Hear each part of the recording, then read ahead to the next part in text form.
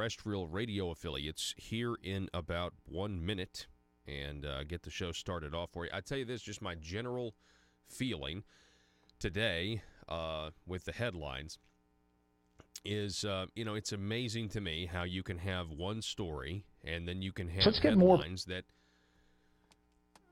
really report the complete opposite of what the story is. Well, you have two completely different takes is what I'm trying to say. And I know there's plenty of examples of this, and this is just the way the media is nowadays, but sometimes it still never ceases to shock, when you have I'm talking about the tariff situation between China and the United States, the agreement, 90-day ceasefire. We'll talk more about that here coming up in about 10 seconds. We got to rejoin these affiliates, but you have some publications saying everything was good, and others saying that Trump blinked.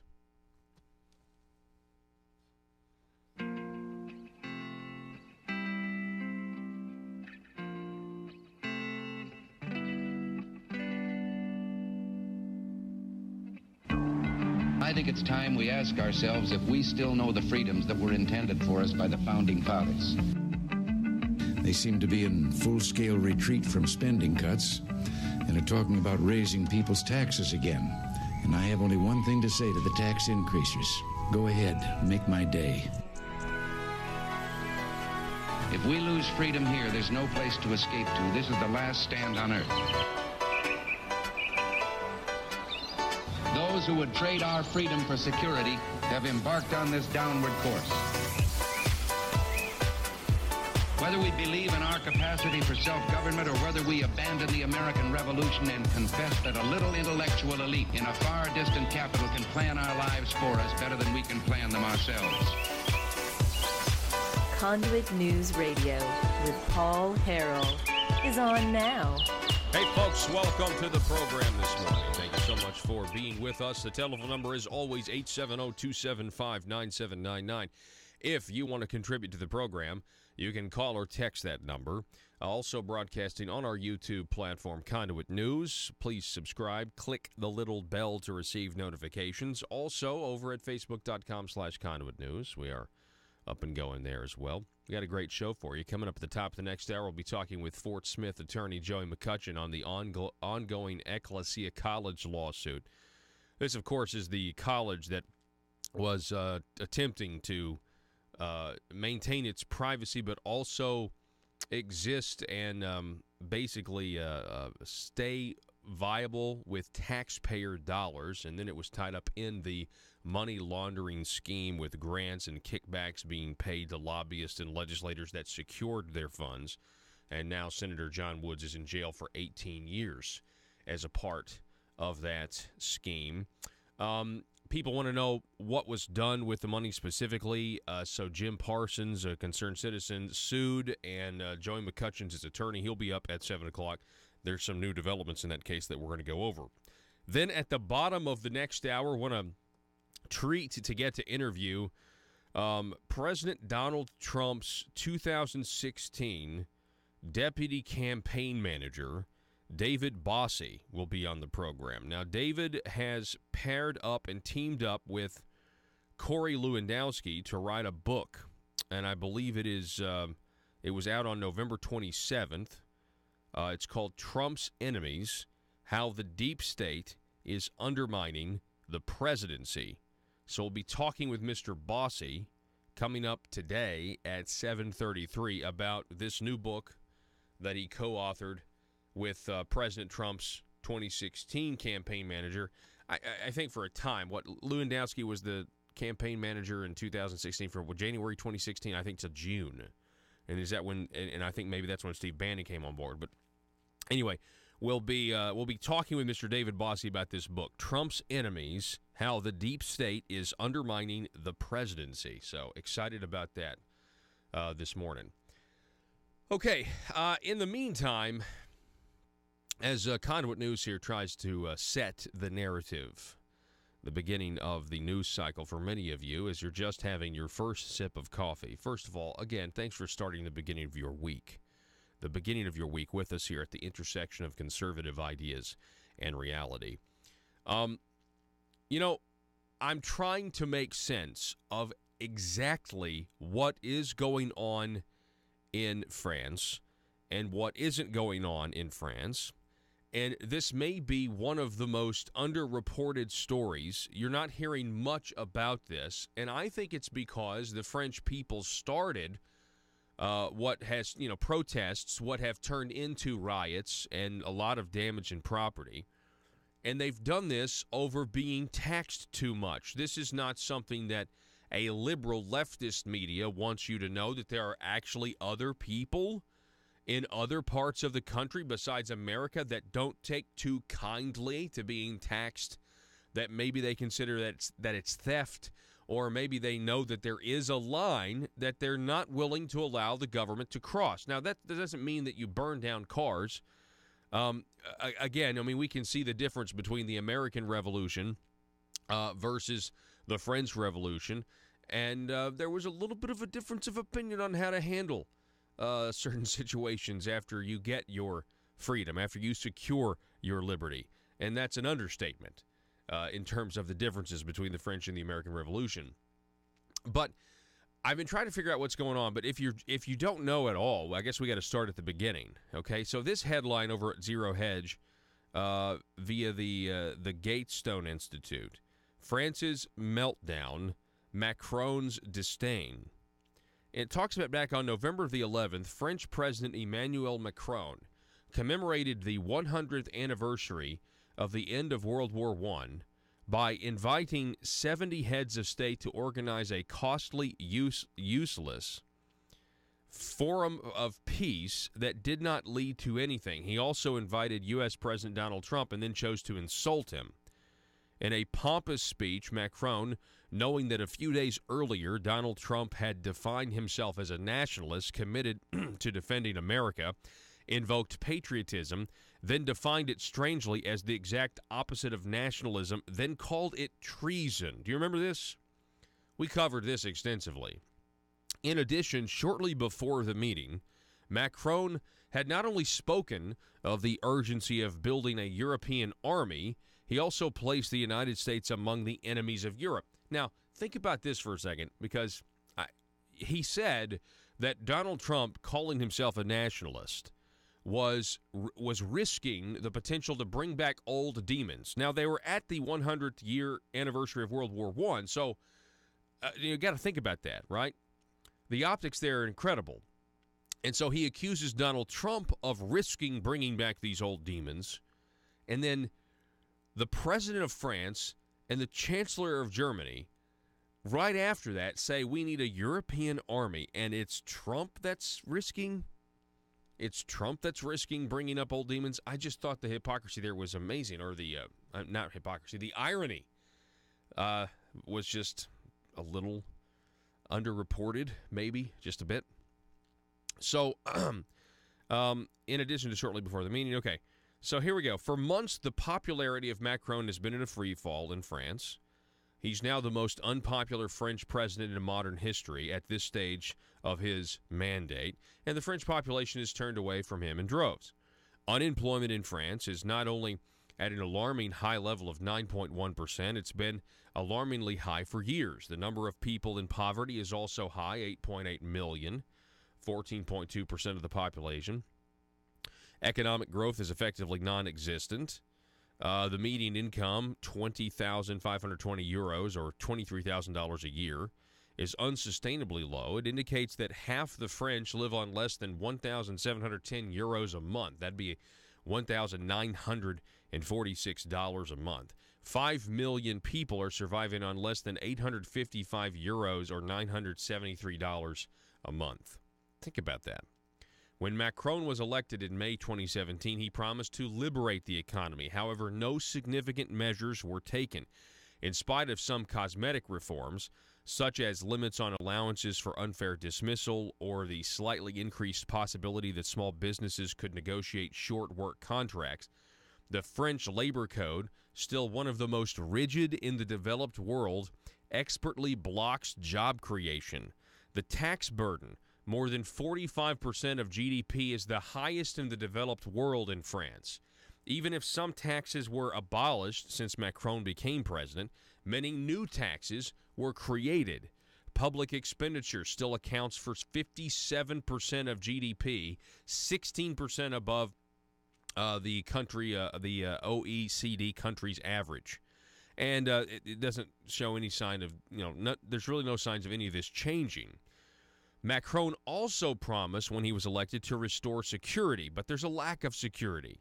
It's been exploding. The number of violent assaults, rapes, has been steadily on the rise because you've got no-go zones are widespread, just like in Europe, because of migration. People don't want to go into, illegal immigrant areas, okay?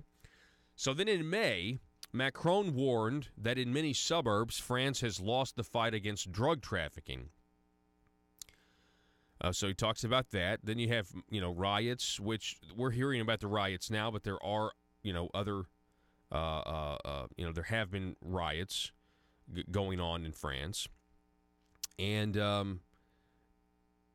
long story short, folks, this is all, hitting France the way many people might say it hit the United States, or, the United States has experienced really decades of decline. And that was one of the reasons President Trump was so appealing to some of these traditionally blue states, Pennsylvania, Wisconsin, that sort of thing. Well, all this is going on in France, and Macron won't, shut up about climate change. Apparently, it's not the actual well-being of his people he's concerned with, or at least this is the perception. But he wants to fight this, what they say is something that we can control, meaning if man will do this, we can control the weather. There's a reason the Paris Climate Accords that the United States exited, they were in Paris. So another area in which Macron has acted relentlessly is the fight about climate change, in which his targeted enemy are cars, which is why the protests started in France. What was it over? Well, you have to raise the price on gasoline. You have to raise the tax on gasoline so that people drive less, so that we can save the world from climate change. Now, can you imagine? I went over all those statistics about what the median income in France is. The people are not prospering there, and then the president comes and tells them of this imaginary myth of man-made caused climate change. And what's even more of a myth about the man-made portion of climate change is that if we do these things, we can reverse it. Okay, I've said many times, I think you need to you'd have a better luck doing a rain dance if you think this is something even if we were causing it, it would be the variables scientifically are out of this world to think that you could change it at this point. The Earth is a very, very large place. So the recent decision in France to increase gas taxes, apparently, from what I can see, was the final straw for the people of France. Instant anger, petitions demanding the government roll back the tax increase. It got 1 million signatures in 2 days. The government ignored the protesters' demands, and instead officials repeated the many unproven imperatives of climate change and the need to eliminate the use of fossil fuels. Seems like they just doubled down on their programming of their citizens. And the citizens say, we're sick, enough's enough. So that's why you have some limited headlines here about how France is now in chaos. Macron is mulling a state of emergency amid yellow vest protests. Joe, pull this one up. See, look at this lady waving the French flag. Vive la France. And but she's wearing a yellow vest. You see that right there? So this is what it's all about over there. Apparently, the yellow vest is symbolic, right? French President Emmanuel Macron will hold an emergency meeting. This was this was yesterday. Government spokesman, Benjamin Griveaux France told Europe's One Radio the state of emergency has been imposed to prevent serious outbursts of violence after thousands of masked yellow vest protesters fought with police, set fire to cars, houses, banks, in the worst disturbances France's capital has seen since 1968 when, Macron's wife was 15. Graveau has indicated that the Macron administration was considering imposing a state of emergency. Anyway, that's what's going on there. And so then I find this other article because I really want to know why the yellow vest. Don't you guys want to know why you have France? Now, this is what happens when you have a country that is oppressed by its own government, economically is speaking. Economically, over in France, they just, they don't take they don't take too kindly to being overtaxed over there. Explaining France's grassroots yellow vest movement and why it's spreading across Europe. For 3 weeks, tens of thousands of French protesters have donned yellow vests and marched throughout Paris. While the yellow vest movement began on November 17th as a grassroots protest against President Emmanuel Macron's gas tax, levying in the name of climate change, it has morphed into a general rage against the French government in general at a time when Macron's approval rating is at an all-time low. What's more, the movement is spreading, with yellow vest demonstrators seen in Belgium, Italy, and the Netherlands. By expressing frustration over similar issues, the protests have turned violent as disaffected rioters have been setting cars on fire, causing structural damage, and assaulting the police. Like a, everyday normal Antifa situation over here in America. Pretty much like that. Riot cops in Brussels, for example, were pelted with billiard balls, cobblestones, and other hard objects. I want to stop at that. I want you to understand. Can you imagine if America was so upset over being taxed that they went into pool halls and just started grabbing the pool balls and chunking them at police? So what's behind the movement? Well, French authorities have predictively blamed the right wing for the protests, with Interior Minister Christopher Castaner denouncing National Rally, or formerly National Front leader Marine Le Pen, for encouraging the violence. Marine Le Pen urged people to come to the part of France that was being where the protesters were, the riots, and there are members of the ultra right wing putting up barriers. So they're blaming Marine Le Pen, the French politician that lost to Macron here. The real cause, however, may be quite a bit more nuanced and a long time coming. There's a political commentator by the name of Harrell suggests in a 7-part tweet storm that the Yellow Vest movement is about marginalization and the impotence felt by ordinary people. Here are these tweets here. An organic, leaderless protest movement with no clear ideology has emerged in France. I've been waiting for this since 2011. Let me explain the French Spring to you. Firstly, why the color yellow? In traditional French culture, yellow represents the Mediterranean regions of France, which always felt oppressed by Paris. These protests represent ancient regional grievances. Okay, that's number one. Number two, secondly, why the vests?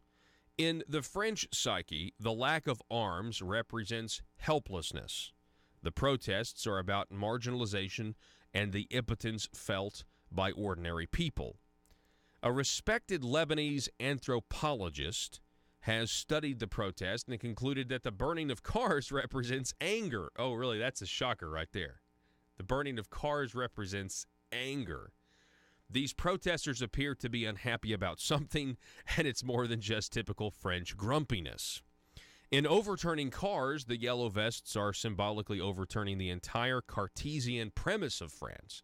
This is not merely against the authoritarian Macron, but a revolt against the centuries-old Republican order. Experts are already warning of a domino effect, leading the protests to spread from France to neighboring countries. In all of this, it's not clear how we in the East should respond. aside from calling on the French authorities to respect the right to protest. Now, this guy, Carl Charo, is a Middle Easterner. That's why he said in the East. Lastly, and he says this is pretty funny. Lastly, I say this with supreme delight, he writes, as a Middle Eastern person, it's clearly all about the oil.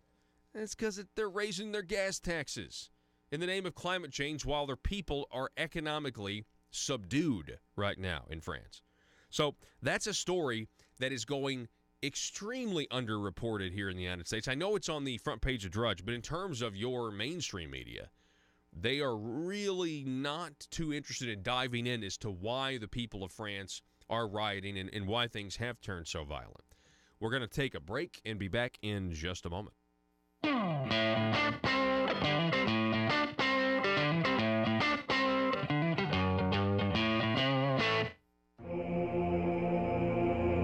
It's Conduit News Radio with Paul Harrell. I want to welcome back to the program. We have Mr. Hunter Rivet is on the line this morning. Hunter, how you doing? Good morning, Paul. How are you? I'm doing good. Did you have a good Thanksgiving, sir? I had a great one. How about y'all? Yeah, we did very well. The turkey turned out good, so I was happy. I was happy about that. This segment brought to you by Conduit for Commerce. They're putting Arkansas small business first. You can go to conduitforcommerce.org for more information. And look into giving your tax-deductible donation to a group that's standing up for small business. In this week's Conduit for Commerce policy segment, Hunter, we're talking about federalism, if you can save it. Now, in this piece that I have in front of me, you talk about new federalism and how states can how states have slowly lost their rights and the way to gain them back. What's neo-federalism? Let's face it. Times are tough for the Arkansas General Assembly. They're all waiting for the spotlight exposing public corruption to end, so they won't be under so much scrutiny. And during this time, what if you're a legislator and you need money? What if you're slapped with a huge expense? What if your check for consultant services is late this month? Or maybe you just need extra cash now until payday. When that happens, you can't wait. Hi, I'm Bobby Blackmail for the Arkansas Intra-Legislator Bank, your trusted source to over 135 lenders to get you short-term cash fast. Use the Arkansas Intra-Legislator Bank today, and you can have up to $12,500 cash in your checking account tomorrow. Dried-up bribes no longer coming from Medicaid entities? Handled. Extra cash until your hopeful acquittal? Done. And you'll be surprised at how easy it is to get extra cash. Just be an elected official and be comfortable with the status quo, and we'll connect you with a fellow legislator who is ready to loan. It's quick and easy.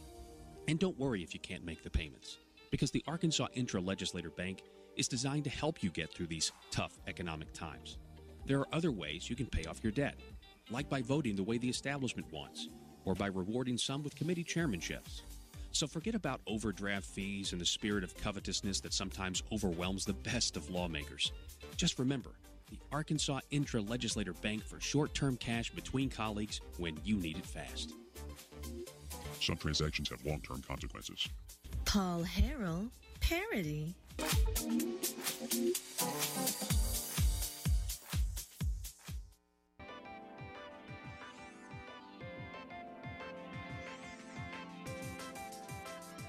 Conduit News Radio with Paul Harrell is building a liberty machine.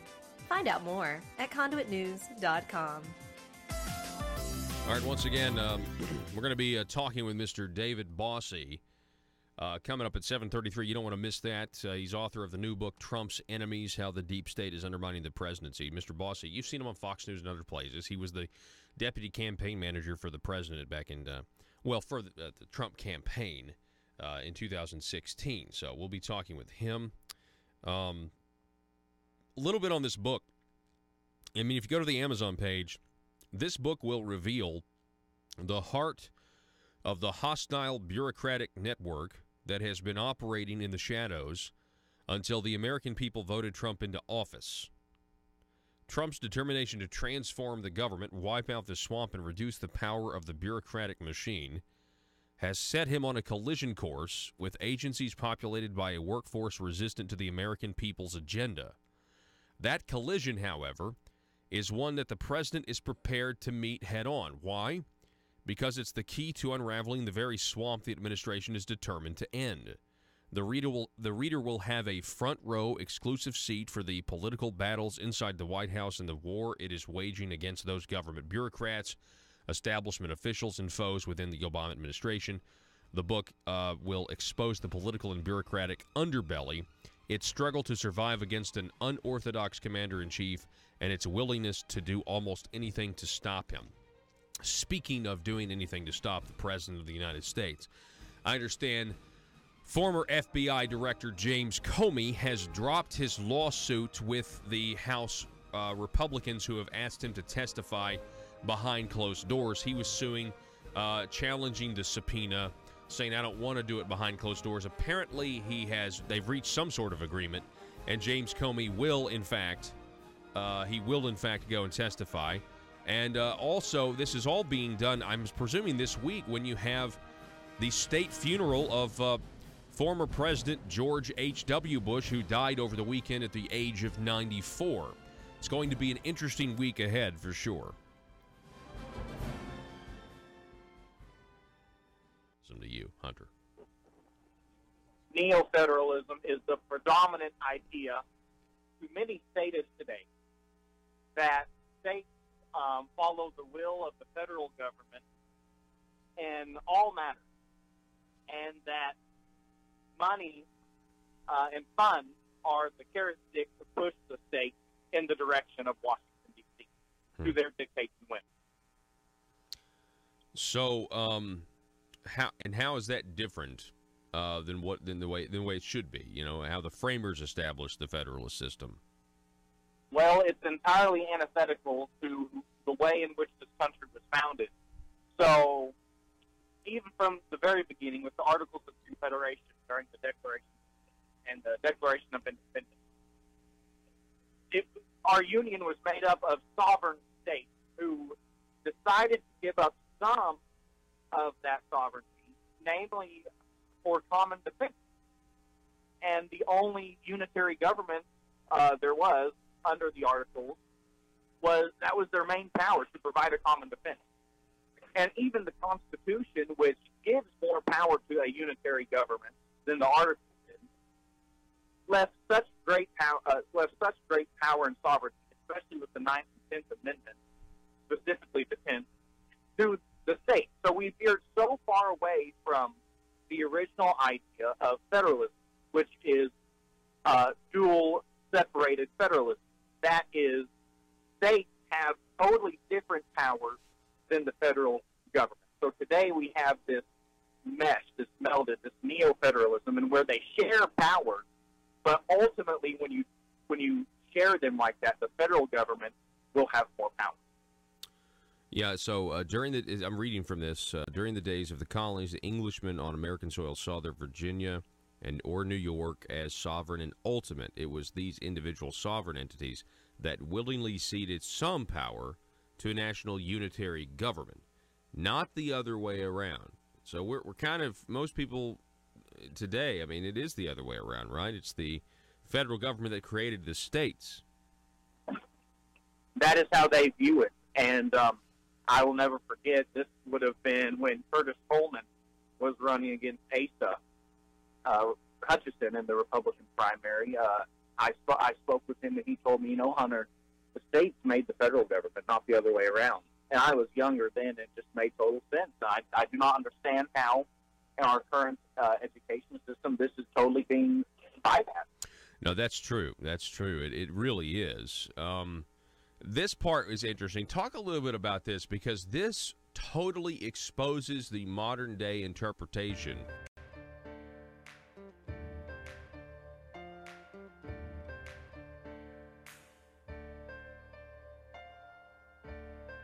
Bringing you your daily dose of truth. It's Conduit News Radio with Paul Harrell.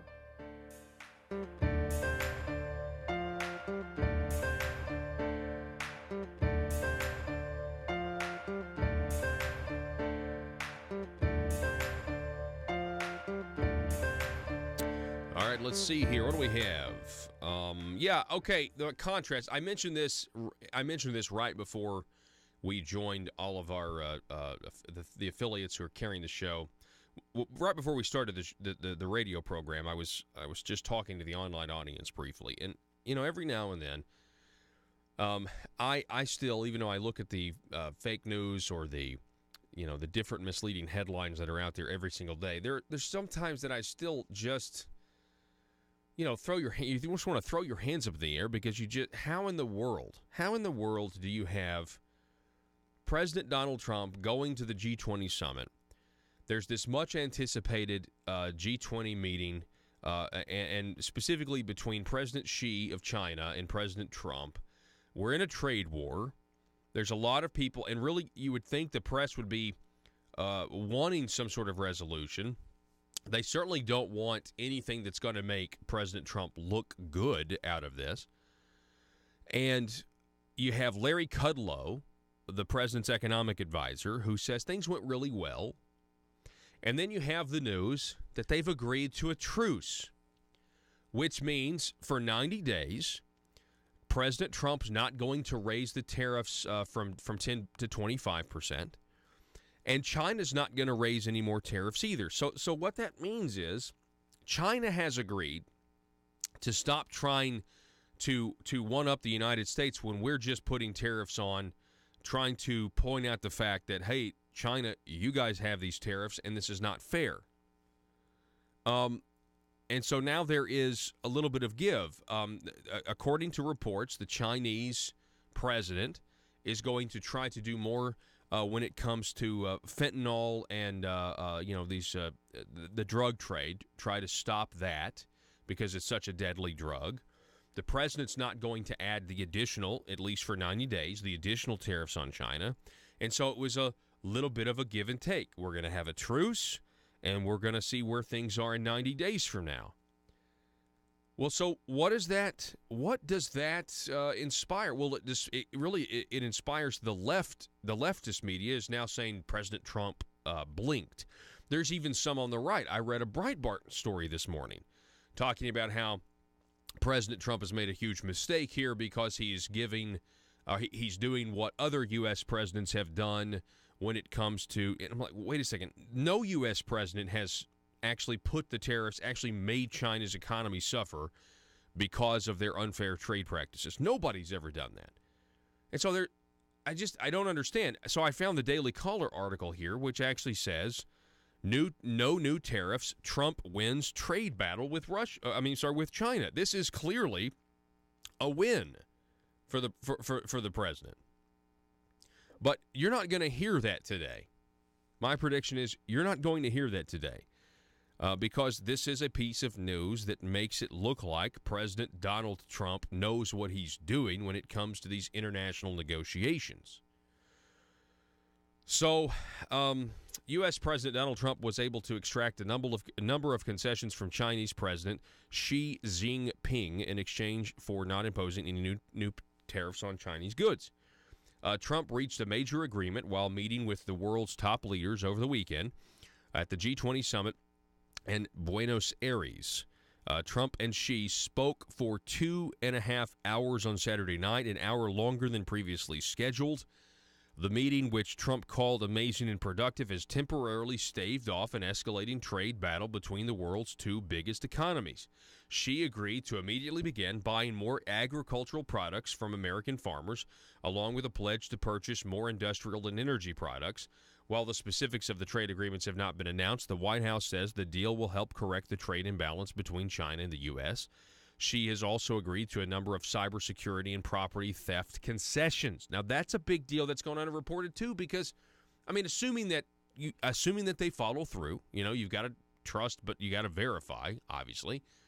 That's a big deal. I would reference the Mike Pence speech at the Hudson Institute talking about forced technology transfers and everything else. Additionally, China has also agreed to label the opioid fentanyl as a controlled substance, making anyone who sells fentanyl to the United States subjected to harsher penalties under Chinese law.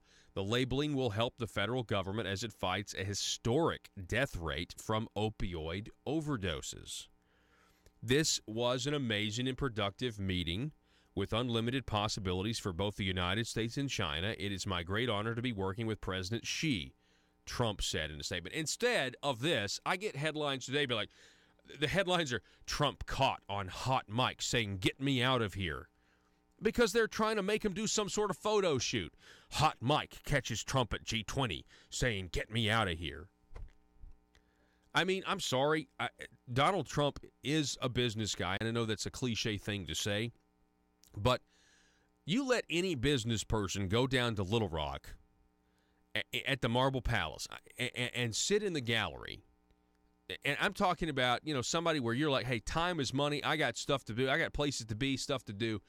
You go down in the gallery of the House of Representatives, and you sit down there for one of their afternoon sessions, and it takes them almost an hour to get started because the first hour of the session is an award ceremony where they've got to recognize these people who are in the gallery. They got to recognize the Boy Scout troop number 511 from some mountain town somewhere, and they're with us today. Oh, give them applause. Then we gotta pass some resolution to honor the teacher of the year. Listen, I know that sounds like I'm not anti-teacher. I'm just saying there's a lot of wasted time when it comes to doing the people's business of actually trying to figure out how we're going to govern ourselves, and there's a lot of backslapping going on.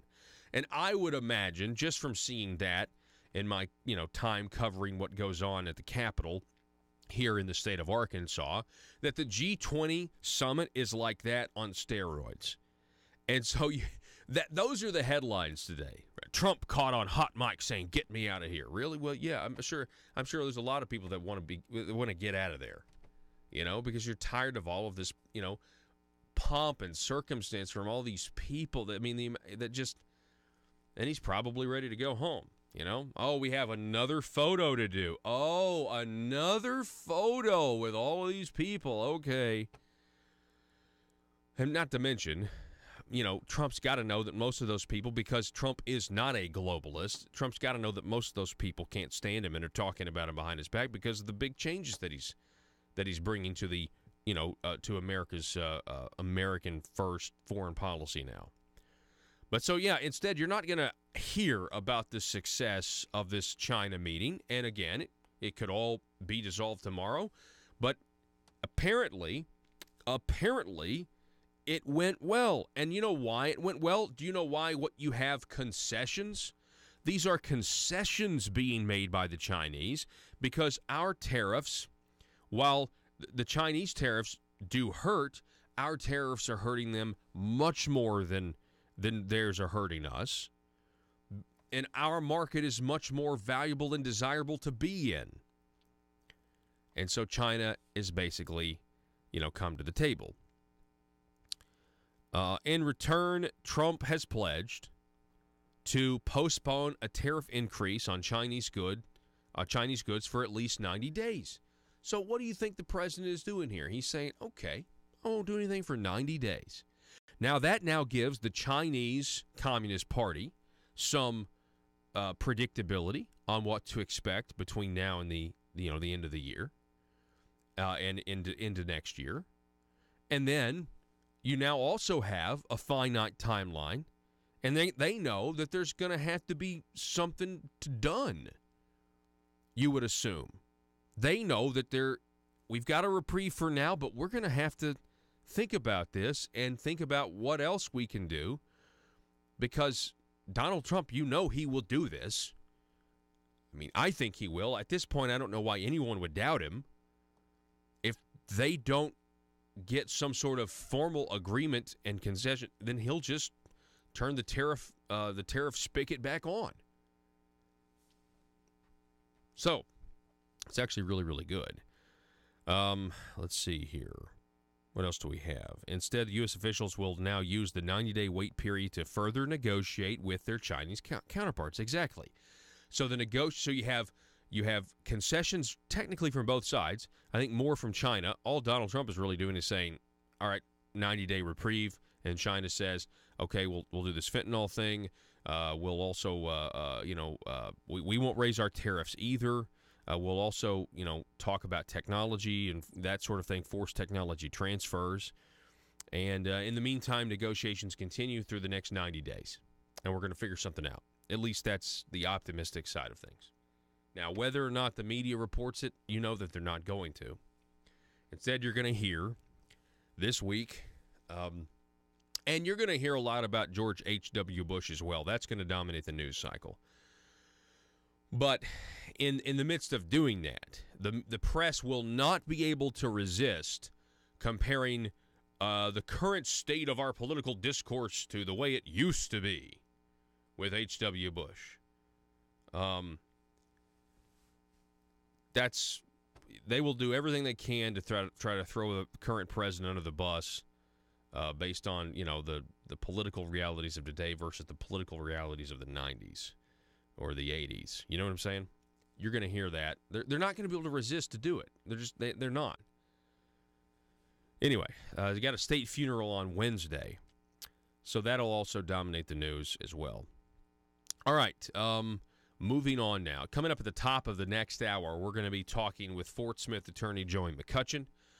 Then, of course, we have Mr. David Bossie on at 7:33, who is the former deputy campaign manager for the Donald Trump campaign in 2016. David Bossie will be on to talk about his new book. He and Corey Lewandowski authored. It is called, let's see here, is it Trump's Enemies? Yeah, Trump's Enemies, How the Deep State is Undermining the Presidency. David Bossie's also the Citizens United guy, by the way. That's him. All right, headline on Arkansas Online, the Arkansas Democrat Gazette, Hunter Field has talked about the pre-file. Right now, folks, we're leading up into the General Assembly session. That's going to start in January the 14th, I believe. And so there's all these pre-files, this pre-filing process. So far, according to the Gazette, 16 bills have been pre-filed. Kind of gives you a little bit of a direction to see, okay, what are some of these ideas? What are some ideas that people have? What do they want to get passed in the next session? Well, lo and behold, there's already 3 potential ballot measures on the agenda. Now, the legislature can only put 3, I believe, 3 ballot measures on, every election cycle. So it's always a big deal as to which one is going to, get the nod. One of the ones that they want to do is they want to get rid of the biennial fiscal session. And there's extensive research on this as to why we have a fiscal session to begin with. We didn't always have one, but it got put on the ballot to give us one. Surprisingly, it passed. People didn't think it would, but it did. But the budgeting process actually continued just like it went on before, which was more of a elitist, behind closed doors manipulation of, you know what I mean? It wasn't, the idea of a fiscal session was to give lawmakers who are elected by their, constituents more power, more authority when it comes to the budgetary process, right? That's what it was designed to do. But it didn't, because the old guard just didn't want to stop budgeting the way they currently do. And so now people are sitting here thinking, why do we have a fiscal session again? Because it's kind of a lot of waste of time. And so you have people now saying, we need to go back to the way things were and quit wasting the time. And, stop. Now, I actually think a fiscal session, is a good thing if it empowers our elected representative, if it is used the way it was intended to be used.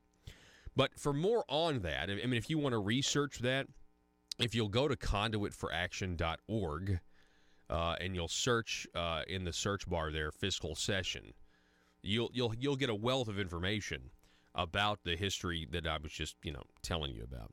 So that's one thing that they're thinking about doing.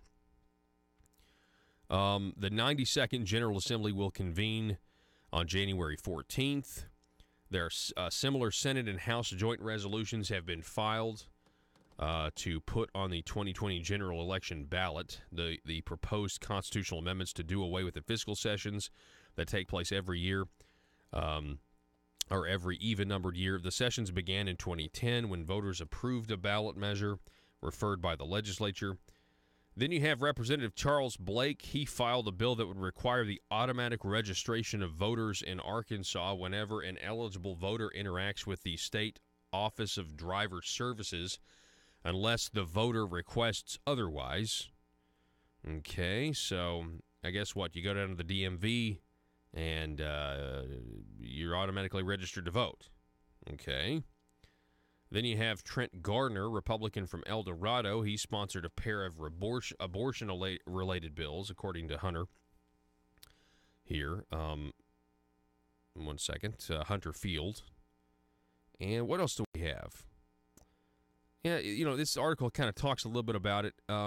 Representative Charlene Fite from Van Buren said she expects a rush of bills to be filed this week because many lawmakers will be in Little Rock. Fite so far has a pre-filed bill to increase the fine for passing a school bus with its lights flashing. And she said she expects to file more legislation before the session opens. So, anyway, that is...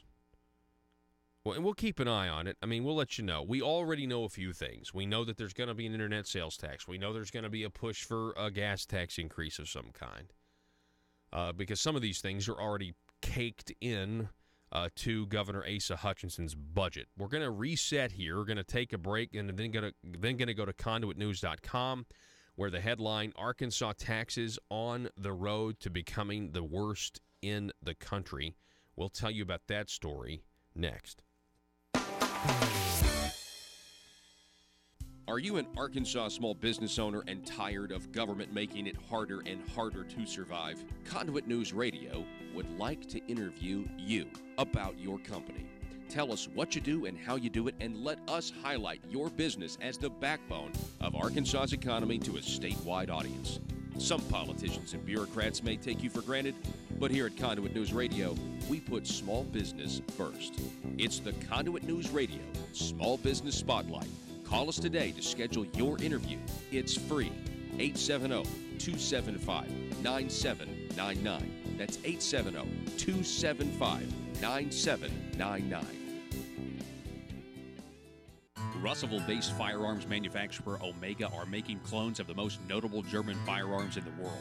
These delayed rotor-lock firearms have been and are currently used by law enforcement and military worldwide. At Omega, they manufacture their guns right here in Arkansas and produce the best reproduction in the marketplace that comes with a complete 5-year warranty. At Omega, they take firearm manufacturing seriously and offer discounts to active and retired law enforcement. Whether you're using Omega firearms to defend the public, defend your family, or for target practice, Omega has your back. For pricing, go to omega-guns.com. That's omega-guns.com.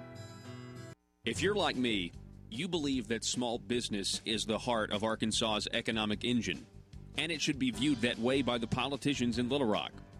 Conduit for Commerce also believes, like you and I believe, policies that achieve less regulation and lower taxation help small business in Arkansas thrive.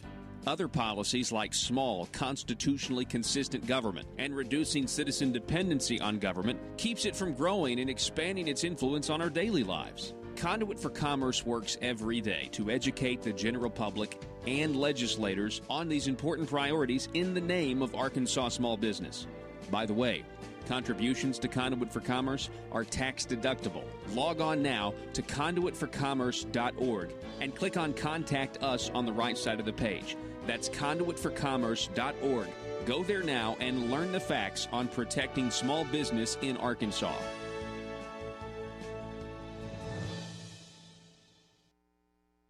Of the First Amendment as being inconsistent with what the founding fathers did, the framers, when they constructed. They were masters of their own domain, meaning the states. For example, many states had a state-sanctioned church or denomination. All but Rhode Island required Trinitarian beliefs in order to hold public office. With the passing of the First Amendment, the Congress was restricted from establishing a national church, but left the states free to do what they wanted. Now, that is completely contrary to what many people believe today. Right. This would blow the mind of, our neoliberals, our statists. That state would, under the Constitution, be able to sanction a state church, which I'm not necessarily.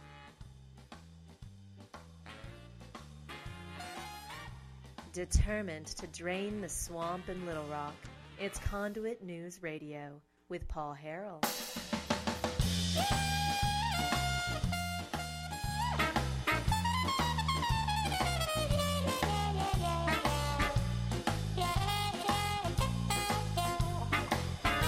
All right, so let's see here. Arkansas taxes, this was out, on Friday, on the road to becoming the worst in history.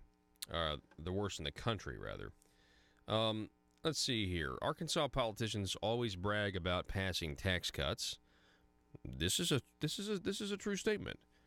In fact, every election cycle they brag about how much they've cut taxes. The Arkansas news media routinely echoes the politicians' spin about the tax cuts. With all we hear about Arkansas tax cuts, you would think by now Arkansas would be a very attractive place for businesses and families. Yet, according to studies by the Tax Foundation on state business tax climate, Arkansas is a high-tax state, and Arkansas's ranking has gotten dramatically worse, despite politicians bragging about tax cuts. In their 2018 report, Arkansas was among the high-tax states, ranking a miserable 39th in the nation. Of the surrounding states, only Louisiana was worse at 42nd. In their 2019 report, Arkansas's tax burden ranks worse than all of the neighboring states. Even worse, Arkansas went from 39th to 46th in the nation. Only 4 states ranked worse than our state: Connecticut at 47, New York at 48, California 49, and New Jersey at 50. How is this horrible ranking possible, considering all the bragging on tax cuts by Arkansas politicians and the media? The simple but sad answer is, every 2 years, Arkansas politicians propose some tax cut, but at the same time raise taxes, broaden what items are covered by the taxes, increase fees, and continue to grow government. The political spin accentuates the positive and minimizes the negative. It basically says, hey, we want to accentuate the positive and minimize the negative, even though the negative, the tax increases, outweighs the positive. In other words, this is written in the story. In other words, they BS us. Looking at the upcoming legislative session in 2019, it appears Arkansas will be continuing down the road to becoming the highest tax state in the nation. That's where we are headed, unless your state representative or your senator suddenly become brave enough to stand against the Arkansas establishment and say, no, we will not raise the tax burden. Now, this is what I was saying last week, folks. I was saying this as much as I could. The only question that matters, if you're a fiscally conservative person, is what the tax burden will be, what it is now, and what it will be when all's said and done in 4 months. Like, what is it going to be? The same tax burden on the people? Is it going to be less of a tax burden? Is it going to be more of a tax burden? And that is the only measurement here. Not lower this, get the headlines that we're lowering this tax here, but we're going to raise these taxes over here. and will the mainstream media take a generalized view? Does the mainstream media even care about the overall tax burden? So the story goes on. We're going to run out of time here in just a minute. But while we're hearing much in the press about proposed cuts in the Arkansas income tax rate, that is only part of the picture. First, legislation has already been filed to impose an internet sales tax, which is not a tax on out-of-state sellers, but a tax on Arkansas consumers. Governor Asa Hutchinson is so confident about passing the tax, he presented his budget to a legislative committee based on passage of the internet sales tax. Second, the governor is discussing his ideas to repassing a half-cent sales tax that is scheduled to expire and using the new tax for highways. Third, a substantial increase in gasoline and diesel taxes is still being pushed. The legislative session has not even started, so what other legislation will be proposed to take more of your money? That remains to be seen, if any. Forget about the promised income tax cut putting money in your pocket. Politicians are looking to take it all back plus more. The question is how much more the state will rob you through other taxes being considered. Then it goes on, the story here at conduitnews.com. Check it out. The legislature's tax task force is headed by Senator Jim Hendren, nephew of the governor, has been studying taxes for over a year. They've worked hard, but with no standard, they have wandered aimlessly. They could have done great things if they had just started with a goal of reducing Arkansas's tax burden so that it's less than that in at least, one more state. We've got this up at ConduitNews.com, courtesy of Conduit for Action. Check it out. Let us know what you think. Special interests are also at play here, as they always are. We'll be back in a minute with Joey McCutcheon. The news and talk of Northeast Arkansas. This is News Talk, 101.3 FM and 12:30 AM KBTM, Jonesboro, an EAB radio station. Necessarily saying I'm taking a Jeffersonian viewpoint to that. Remember, Thomas Jefferson, he considered one of his greatest accomplishments the Virginia Declaration of, and fighting for separation of church and state. However, you cannot construe under a clear reading of the First Amendment that states don't have that power. It says Congress shall make no law. It says nothing about the state. Mm-hmm. And so probably one of the most important and most unconstitutional Supreme Court dictates is Engel versus Vitale, which in what lawyers and jurists call incorporated the First Amendment upon the states. Well, incorporation has no constitutional basis. That means that the First Amendment, it now must apply to all state laws as well, and it is not written like that. And every anti-federalist who was in support of these amendments never wanted it to be construed in that way. Yeah, it really is. What we're basically showing here, in my opinion, is the states themselves. They used to be much more free than they are today. Now, one of the reasons, and you point out the biggest reason that they're not, is because the federal government has continually lost their sovereignty, because you got these. The states have continually lost their sovereignty because you get these federal funds that you get in return. They come at a cost, right? Talk a little bit about that. Talk about the strings that are attached. The strings that are attached are entirely monetary. So as long as we have a policy of people who believe that they have a freedom, they have a liberty, they have a right to health care, a right to food, a right to water, then the state, of course, must raise its revenue and attempt to provide these rights, these so-called rights. So as long as we have a people who believe that the state gives them everything they want, the state is going to take that and run with it, and that costs money. So we've only seen state and local government increase taxes. We've only seen the federal government increase its taxes until very recently. And this money is being pushed back into states. States think they're getting their money back, but it's all in the guise of neo-federalism. So they say, we'll give you a couple $1 billion in grants as long as you regulate water the way we want. They say, okay, at least we're getting the money back. We'll regulate the water however we want.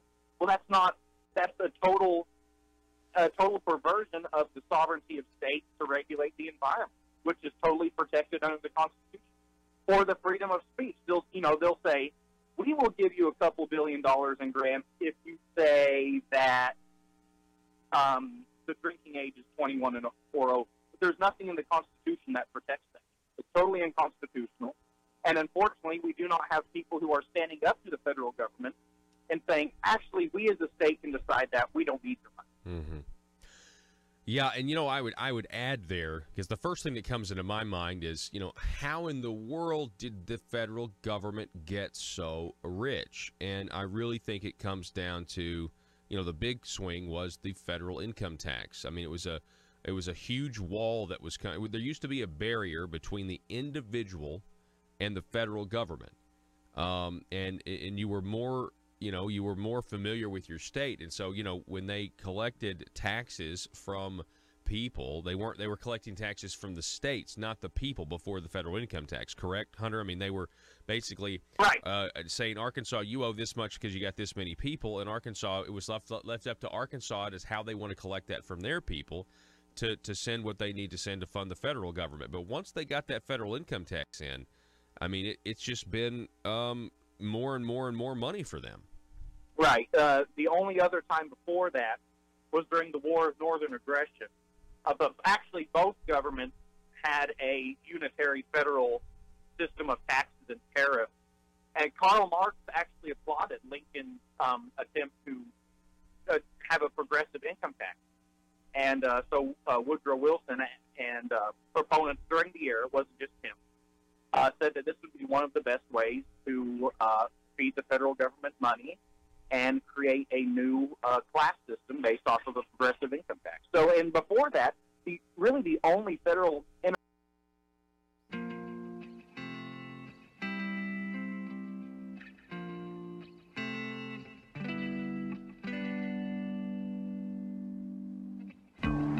I think it's time we ask ourselves if we still know the freedoms that were intended for us by the Founding Fathers. They seem to be in full-scale retreat from spending cuts and are talking about raising people's taxes again. And I have only one thing to say to the tax increasers. Go ahead, make my day. If we lose freedom here, there's no place to escape to. This is the last stand on earth. Those who would trade our freedom for security have embarked on this downward course.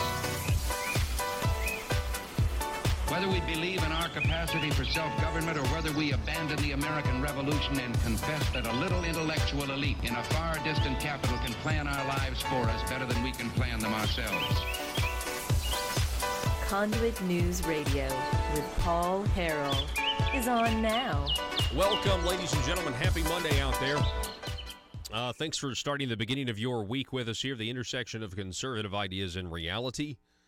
The telephone number to call or text, 870-275-9799. Welcome back to the program. We got on the line for us Mr. Joey McCutcheon is with us. He's a Fort Smith attorney. He is a Freedom of Information Act law expert and advocate. Joey, welcome back, sir. Joey, do we have Joey? Have we lost Joey? It sounds like we haven't lost him, but I don't know. Is he here? Well, let's see if we can't get Joey back on the line. How about that? So, when we're gonna get Joey back on as soon as we can. The reason we want to have him on, though, is because Joey is recently filed suit against Preferred Family Healthcare. Preferred Family Healthcare is the company out of Missouri. Okay, we have Joey back with us. Joey, how are you, sir? Doing well, Paul. How you doing this morning? I'm doing good. Good morning to you. So tell us, morning. We got a few stories to get to, a few updates. You filed suit against Preferred Family Healthcare, right? Tell us what that's about. Right, yeah. It's about an illegal exaction suit, which basically what we're trying to do is get back all these public funds that were generated from tax dollars that were misapplied and illegally spent by Preferred Family Healthcare. So this has to do with, this is the Missouri company that was supported extensively by, Arkansas taxpayer dollars, federal taxpayer dollars. They are at the center in a lot of ways of the entire scandal. Some people refer to it as a Medicaid mafia. Their ties just go deep into Arkansas politicians. Basically, they have been bribing Arkansas politicians, and those politicians looks like they've been passing bills on their behalf. And so you're saying that money needs to be because of the nefarious criminal activity around it, that money needs to be returned? Absolutely. That's what we're saying. It's just a total misuse of funds, and it's Arkansas dollars also, as we both know. Federal dollars are Arkansas dollars also, but clearly this involves Arkansas taxpayer money that was used to pay bribes, World Series tickets, lake houses in Carroll County, chartered flights for vacations, beach homes, and everything else under the sun. And we'll be doing some discovery to find out more and more. I mean, they certainly can't be a fan of yours in this instance. And we've had some pleas come out from executives, people who were on the executive team in Preferred Family Healthcare, that they've made some pleas, and I think there's going to be a lot more information coming out about who knew what, when did they know it. Obviously, you've got the plea of Milton Rusty Cranford, who is also at the apex of this. I mean, he is the guy that really had his hands in everything. And he's also the guy that, according to the government, tried to have the New Jersey witness murdered by murder for hire plot. I keep telling people that because you would think that would make the news every time they mention this whole scandal, but the mainstream media, Joey, doesn't seem to be concerned in letting people know just how bad this has gotten. Yeah, I mean, it was definitely a well-oiled scheme from Rusty Cranford on down. They hire folks that are Robin Ravindran, who was a Medicaid guru, was an expert in Medicaid rules. I mean, appointed by the governor to the Legislative Criminal Justice Oversight Task Force in April of 2015. We're talking, we just don't know at this point how much in terms of this illegal exaction suit that we're talking, but what we do know is between 2011 and 2016, Preferred Healthcare received $52 million in Arkansas Medicaid funds. Certainly, a lot of that was probably not misapplied or illegally spent, but we just don't know the answer to that yet. Okay. But with the, from March 1, 2014 until June of 2018, we know that Preferred Family engaged in this scheme to illegally bill the state of Arkansas Medicaid program, and it's really a sad state of affairs when you got and how much of that money that goes from the taxpayer to them, do they turn around and use it to pay off legislators or to give them money so that they will ensure more taxpayer dollars? Basically, you can't use taxpayer money to even if it wasn't a bribe and you're saying, well, we're just lobbying people. You can't do that. You can't use taxpayer money to then lobby for more taxpayer money. But that seems to be what they were doing for a long time. Yeah, influence peddling. It's right. Just take it, and then they had this General Improvement Fund money. They had a scheme.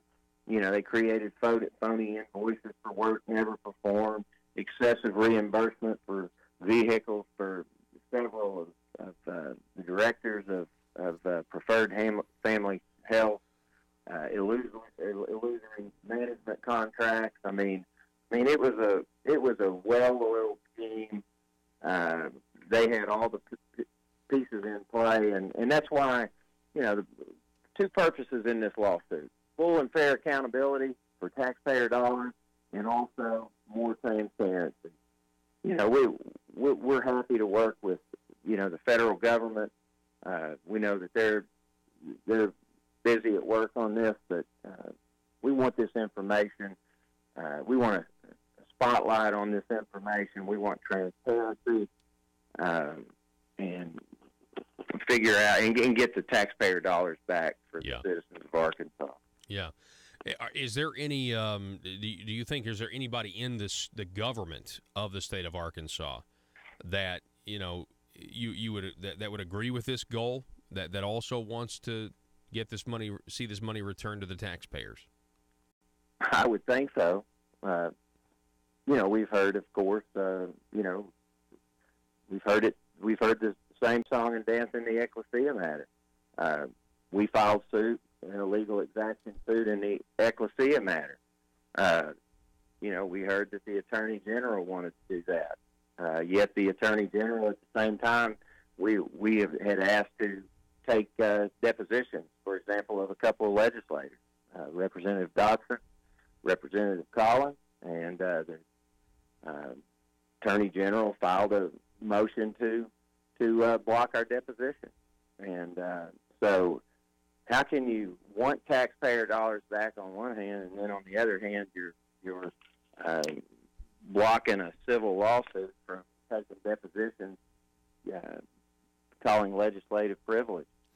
Yeah, tell me about that, because that's what the Attorney General argued, was that legislative privilege. What is the definition of legislative privilege when it comes to this type of situation? Well, under certain situations, there's privilege where that legislators can assert where they don't have to be subject to a deposition. For example, things that happen on the House floor. The law is unclear now, and that Fayetteville case, there's a case up at the Supreme Court now that we're probably going to get a ruling, so we may have an answer to that question. But recently, the Circuit Court ruled that in the Ecclesia matter that these representatives would not have to, we could not depose them.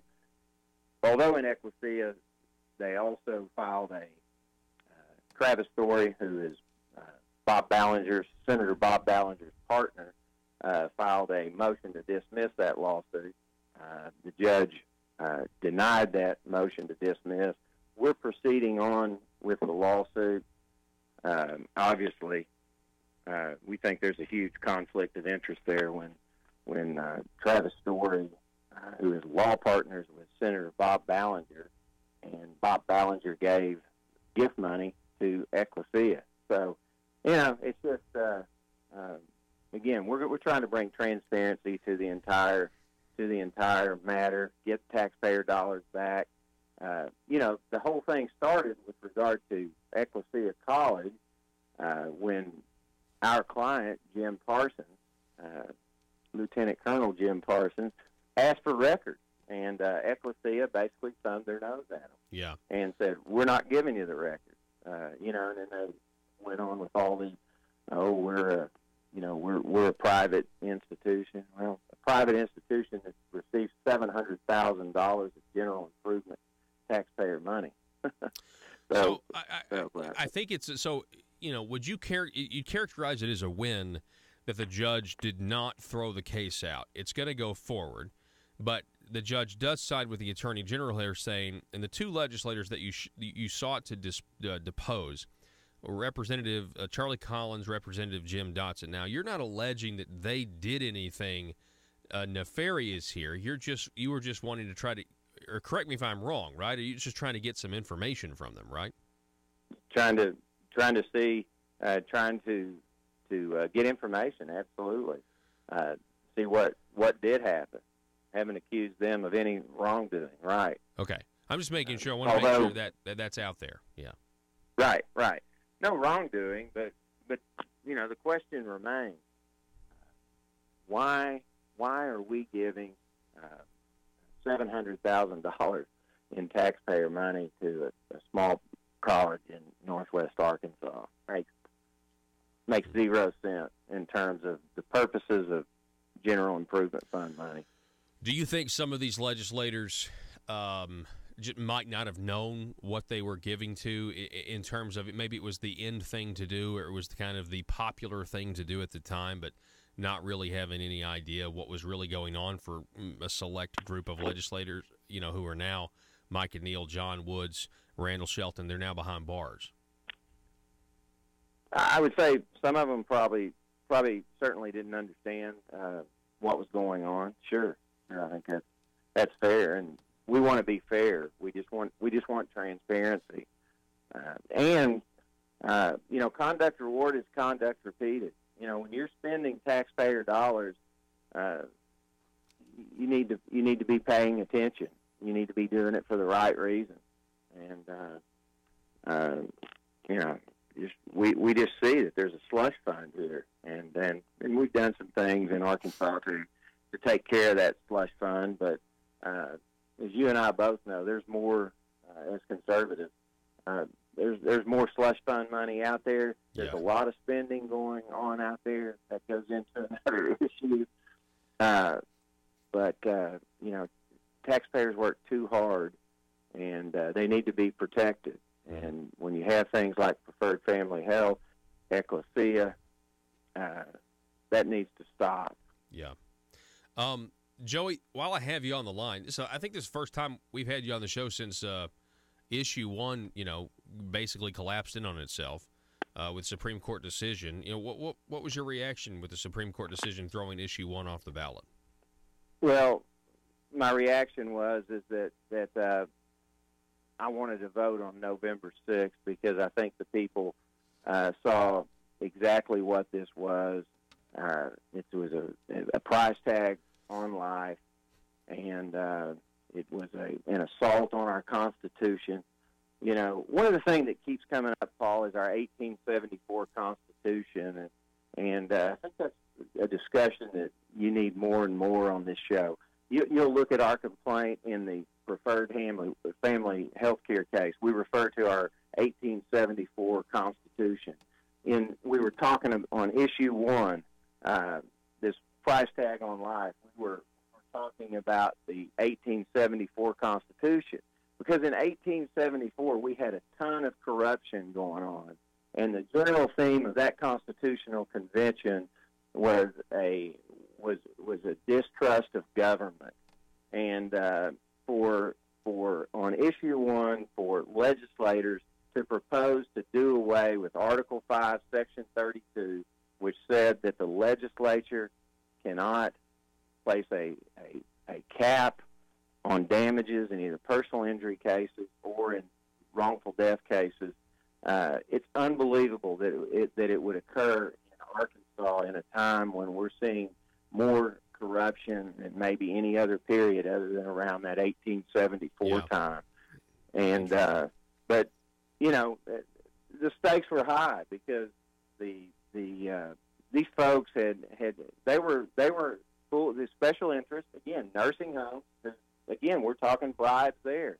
We're talking an $80,000 wire transfer from David Norsworthy, nursing home owner, to Jake Files. At the same time, who's also in jail. Who's also in jail at this point. So exactly, and we're talking about still out there, nursing home owner Michael Morton, who bribed a circuit court judge to lower a jury verdict from $5 million to $1 million. Michael Morton still hadn't been charged, but certainly the circuit court judge had. It takes two to tango. Yeah, and so. During this time of massive corruption, how could this state ever consider taking away the rights of the people, a fair jury trial? That's all anybody's ever wanted, is to let Arkansas jurors listen to the facts and make decisions when people are grievously injured and killed through no fault of their own. Last question, Joey, while I got you on. The session's coming up, so a lot of people are going to be watching as to what gets referred out to the voters for the next time. We have a sovereign immunity issue at this point because of a Supreme Court ruling in Arkansas where we can no longer sue the state of Arkansas. Do you think that needs to be fixed?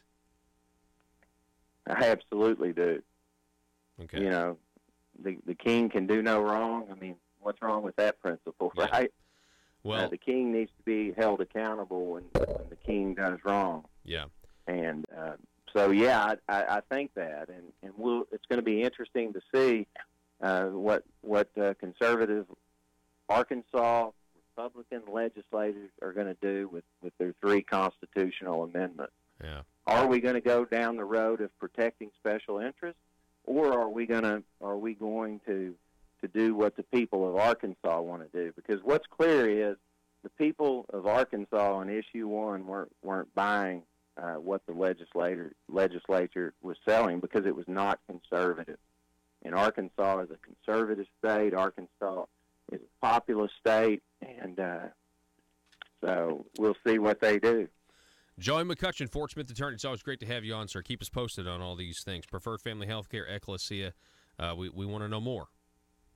All right, we'll be doing a lot of discovery. We'll be keeping you in the loop. We appreciate what you do in bringing transparency to Arkansas, Paul. Thank you, Joe. I appreciate you. Merry Christmas to you. If I don't talk to you between now and Christmas, okay? Merry Christmas to y'all. Thanks so much. All righty. Bye-bye. Joey McCutcheon, everybody. We're going to take a break. Hey, coming up on the program, you don't want to miss it. We've got the former deputy campaign manager for Donald Trump's 2016 campaign, Mr. David Bossie, will be on the program. He's written a book co-authored with Corey Lewandowski entitled Trump's Enemies, How the Deep State is Undermining the Presidency. We'll talk to Mr. David Bossie coming up at 7:33.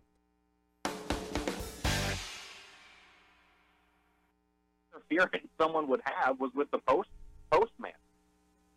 Yeah. I mean, a way, and that's one of the things. That's one of the reasons that the post office, having a unitary government, so you know about certain the same measurement standards and that sort of thing. You know what I mean? Like, just to have some sort of, that's as really as loose as the union was supposed to be initially, and obviously we're and that was an enumerated power that Congress would have the ability to fund and maintain post growth.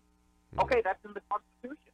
But now we're talking about things that are not even, there's not even a penumbra of ideation in the Constitution to regulate ponds and regulate who can drink this, or regulate this, that, and the other thing, just so states can get back their money. We've totally gone away from this idea of strict devices. In Arkansas, every single hour there is a politician not getting what they want. For some, it's an absolute nightmare.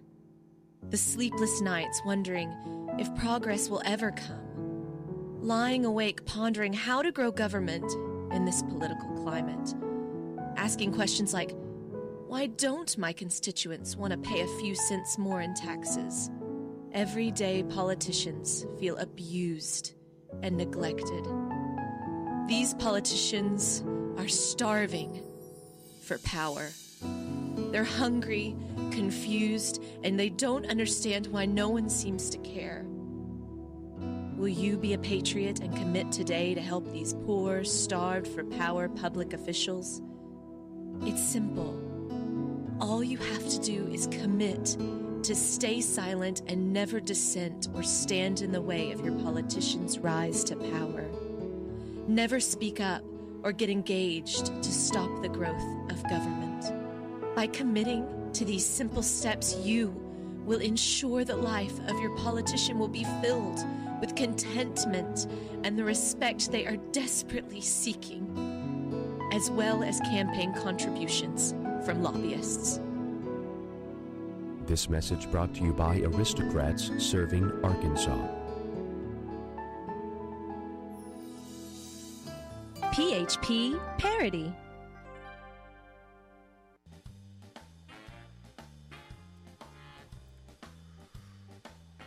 Exposing the truth and everything the Marble Palace establishment keep trying to cover up.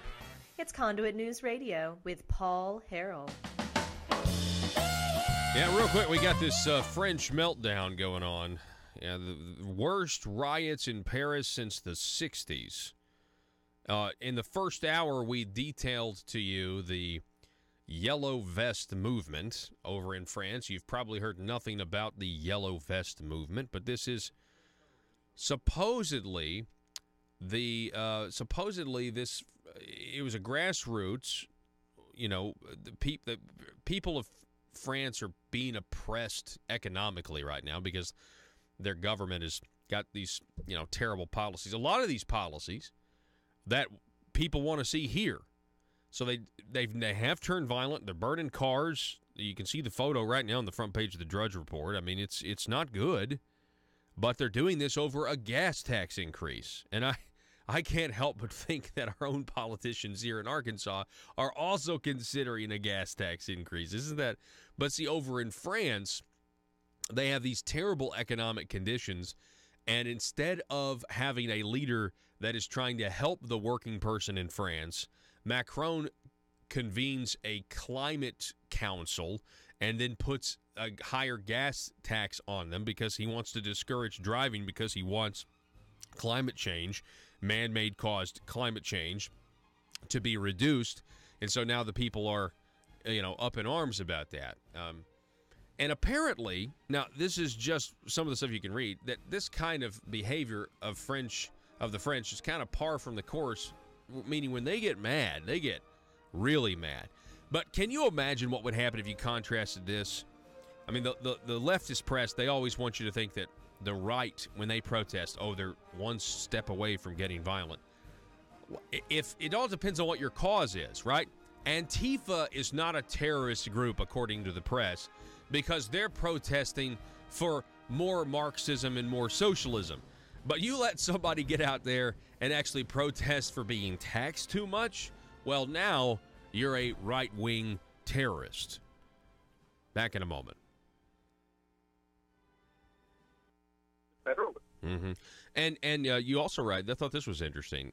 We do think about the genius of our framers when they divide our government into three branches, okay, legislative, executive, judicial, because they knew that power concentrated in one institution would be bad. So let's have more institutions that are separate and equal. But you write that the founders went even further because they split the responsibilities and power between Washington, D.C. and the states as well. And that is what we're talking about. We have severely lost here. Absolutely. So today there is a revert back to, and I think it's incredibly scary, and we must take note of it. Scary is the wrong word. It's terrifying. There is this notion that Plato and his idea of a philosopher king, which was really in vogue during the medieval and these eras of these despots, kings, which was really in vogue then, that they think that's the way to go. We need a philosopher king to rule over us totally, which is totally opposed to the ideas that the West is founded on today. Aristotle's idea of a mixed regime, where you have elements of democracy. You do have elements of monarchy, but they're balanced out with each other in what we call a republic. So there is this terrifying idea that we need someone who's an elite, someone who's much smarter, to rule over us. And we are, currently, we have a generation who's saying, you know what, our founding fathers who thought of this federalist system, they were just racist white men who wanted to control power. That's why they made it like this. No, that's not at all true. They actually wanted to keep power in the hands of the people. Yeah, you're exactly right. Talk about the 10th Amendment. You're right. It's hard to know where we are headed. State governments and courts are turning more and more to the 10th Amendment. What do you mean by that? Quite simply, the 10th Amendment says that powers not specifically enumerated to and through the Constitution to the federal government are reserved to the people and the states. So whenever you take a case to court, say a farmer is having his pond regulated by an EPA agent from Washington, D.C. You take it to court and the judge says, hold on, this whole thing is unconstitutional because of the 10th Amendment. The Constitution does not give the federal government the right to regulate small ponds. It doesn't give the Constitution the right to regulate religious speech in states. And so they just say this whole case is humbug because of the 10th Amendment. And increasingly we're seeing constitutionalists and libertarians and conservative judges say, this whole case is thrown out because this is unconstitutional. And increasingly it's headed up to the Supreme Court. Yeah. Well, I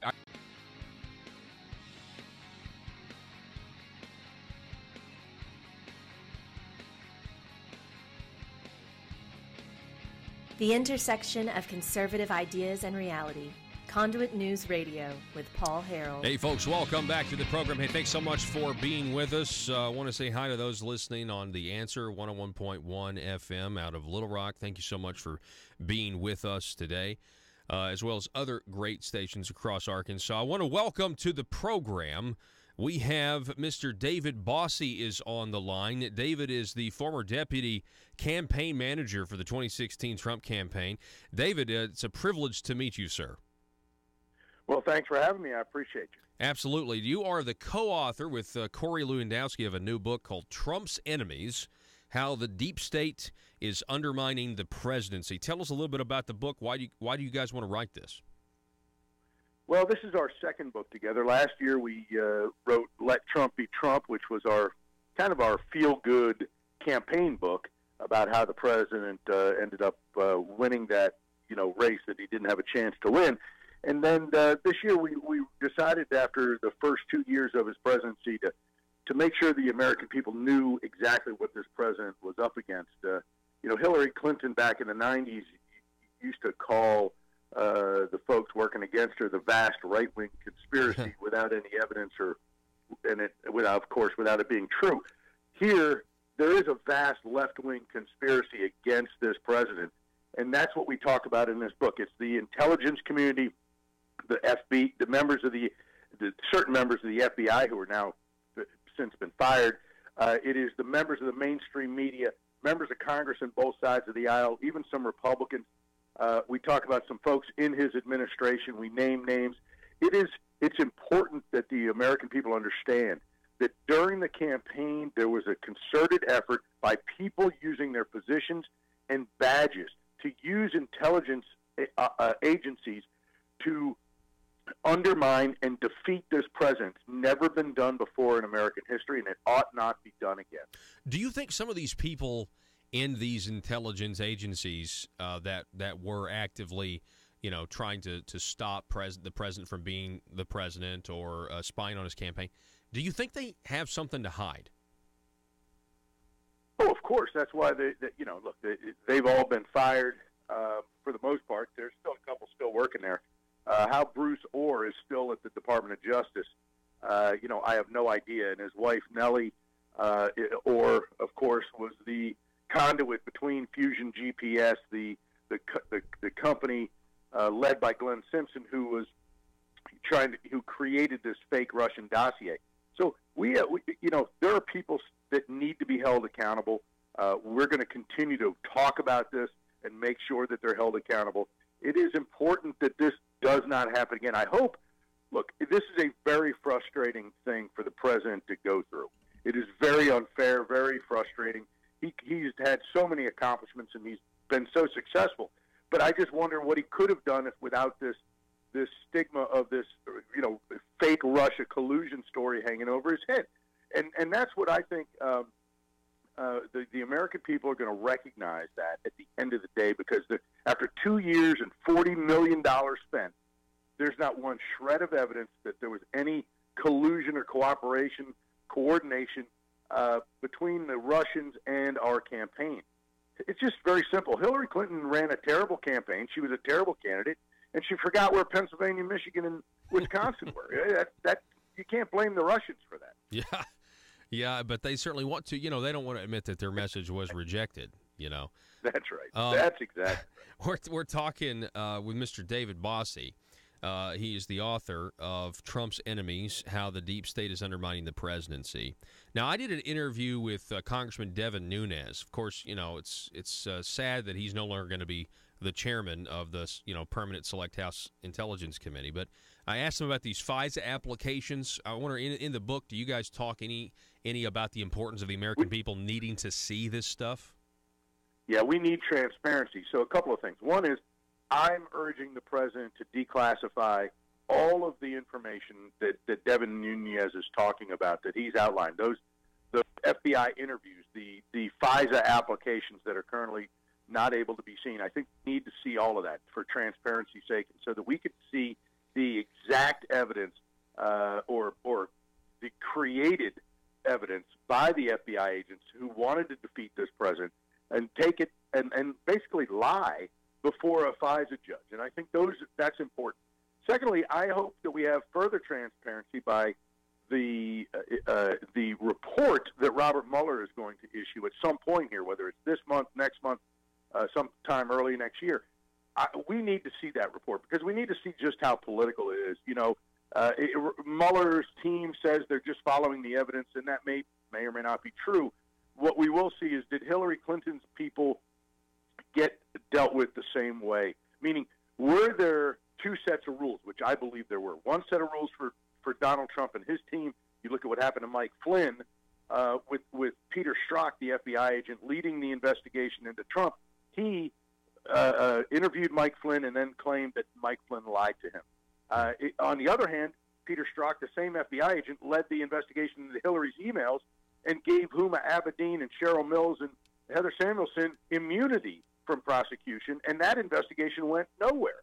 It's two sets of rules depending on who you are, and that's what we don't do that in America. It's equal justice under the law, and that's what we're not seeing, and that's why this president fights back every day. He sees what's happened. He sees what the mainstream media does to him every single day in the lies and the fake news that he's that they claim, and it's just outrageous. And that's why this book. That's why we wrote Trump's Enemies. Look, this book is going to give you a behind-the-scenes look from our worldview. Two guys that talk to the president routinely and regularly, and we talk about his frustration. We talk about some of the incredible moments that we've had with him over the last year.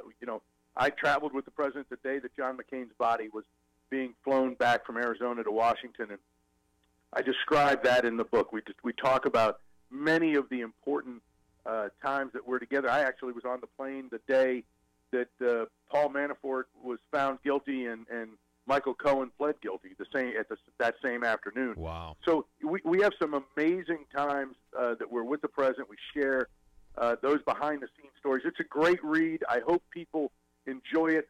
There's also a 1-hour interview that we did with the President of the United States in the Oval Office. The two of us had never conducted an interview before of anybody, and the President sat with us. It was his first interview in 2 years for a book, and we have it in ours, and it's in there in its entirety, and he talks. We cover a wide range of topics, and I think people will find it fascinating, and I hope people are able to pick it up. We're talking with David Bossie, the former Trump deputy campaign manager. David, I just got one more question for you. Given that you're the chairman of the group Citizens United, here in my own state, we have some politicians that like to complain about dark money. More importantly, they like to complain about, they want to know the donors to donate, the donors of this organization that they don't like.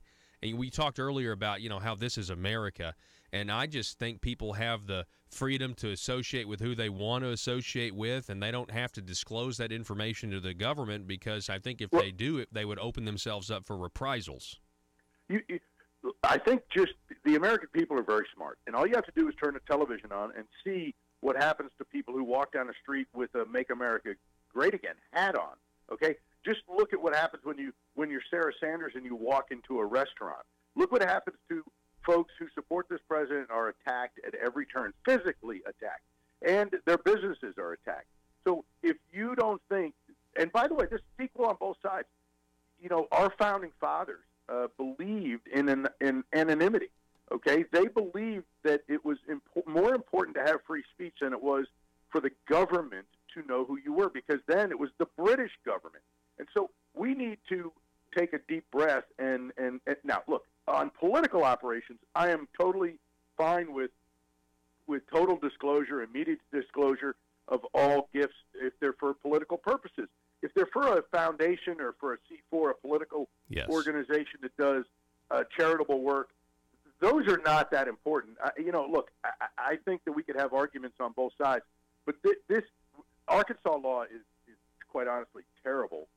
It doesn't do any good for anybody, and y'all should try to think about how you figure that out, because having candidates disgorge money after their elections is ridiculous, because all that does is require them to raise more money, spend more time raising money when it comes to their election cycles, and instead of letting it sit in their accounts.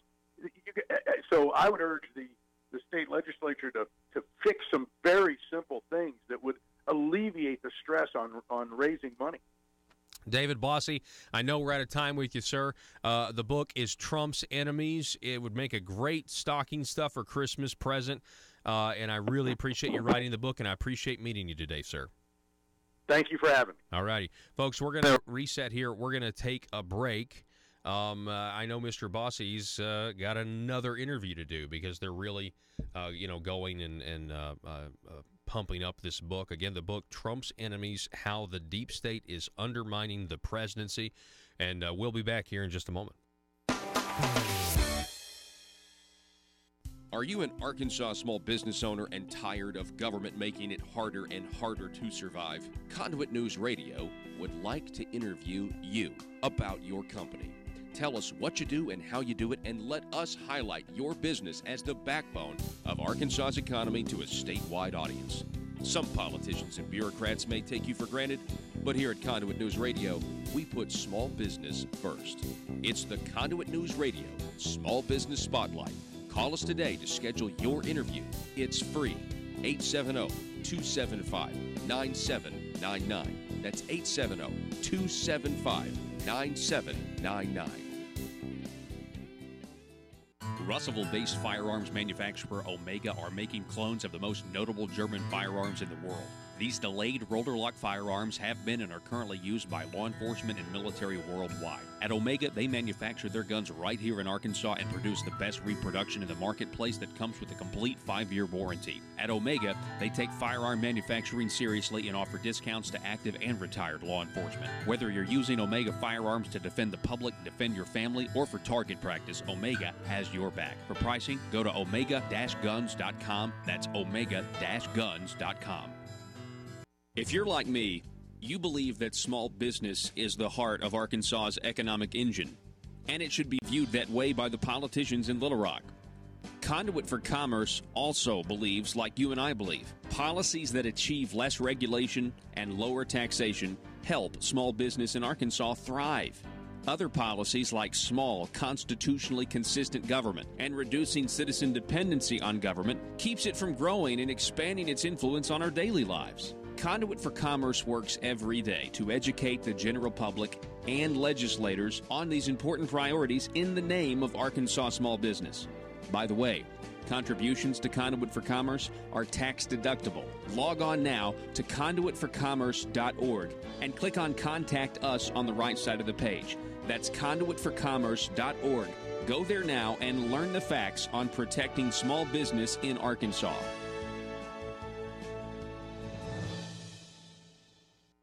Yeah, I hope that's happening. I know, the president right now is nominating and getting a lot of judges confirmed, and I know that's basically going to stop now between now and the end of the year because of Jeff Flake and doing what he's doing. But it is encouraging, getting conservative justices and judges, I guess, is going to really help things, I think, moving forward. That may, in fact, be President Trump's biggest accomplishment when it's all said and done. It's not just the Supreme Court, but all of these lower courts as well.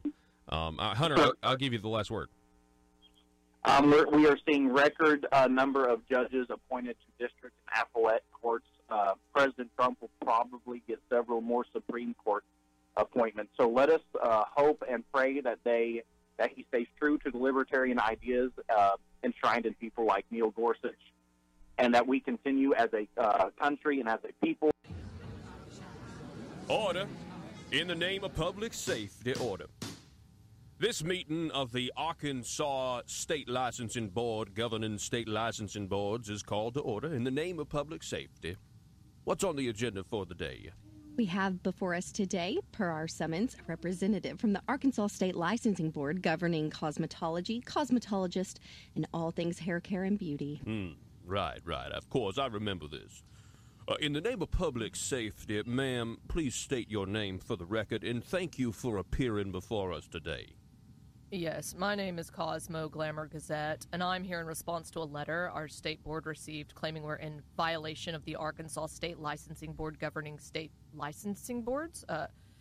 In the letter, you claim that our licensing board is in violation of your rules and regulations because we have failed to, quote, pay tribute, end quote, and therefore have not been granted a license by the Arkansas State Licensing Board governing licensing boards to, quote, shake down the Arkansans who have an interest in cosmetology, end quote. In the name of public safety, order. Yes, Miss Gazette, we sent you that letter because you have not obtained our approval in the form of a license from our board to distribute licenses to the professional class your board strives to protect. In the name of public safety, of course. Of course. So, in the name of public safety, and just so we can get this for the record, you do admit and agree with our board, the Arkansas State Licensing Board governing state licensing boards, that you have not obtained a license, thereby revealing your board of cosmetology to be operating outside our rules, regulations, and authority. Well, sir, I'm not sure our board agrees that we need a license from your board to continue to shake down, to look out for the public safety of Arkansans. In the name of public safety. In the name of public safety. Well, it seems we are at a bit of an impasse if we are not in agreement that your board owes us tribute. Sir, maybe we could ask and see if there's a bureaucrat in the house. Oh, yes. Yes, that would shed some light on things. A bureaucrat. Yeah, in the name of public safety, is there a bureaucrat in the house? We need someone to resuscitate and confirm our authority as the Arkansas State Licensing Board governing state licensing boards. Here. Ah, yes. Oh, good. Come to the end of the table in the name of public safety and state your name for the record, please.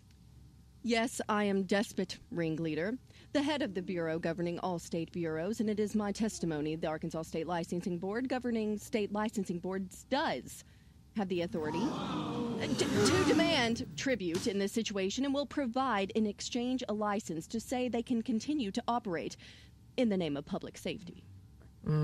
It's hard to argue when the public safety is put at risk. Very well. We will consider Mrs. Ringleader's testimony as truth, and we will pay tribute in the name of public safety, of course. In the name of public safety. In the name of public safety.